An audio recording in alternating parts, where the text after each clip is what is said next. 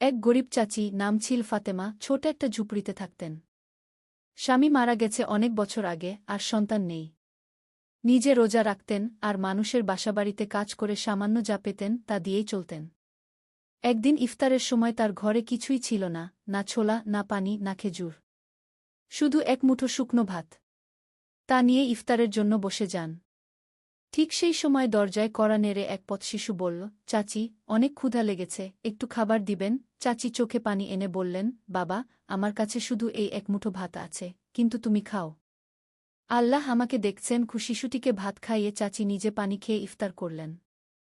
রাতে স্বপ্নে দেখেন, জান্নাতের ফেরেশতা এক সোনালি থালা নিয়ে বলছে, নোখ ফাতেমা, তুমি ইফতারে যা আল্লাহর জন্য দিলে, জান্নাতে তার বিনিময় অনেক বড় হবে। চাচি কাঁদতে কাঁদতে উঠে বসেন। তার চোখে ছিল শান্তির অশ্রু, কারণ তিনি জানতেন আল্লাহ তার দান কবুল করেছেন। সবাই এই চাচিটির জন্য একটা সাবস্ক্রাইব করে দিবেন প্লিজ। ধন্যবাদ।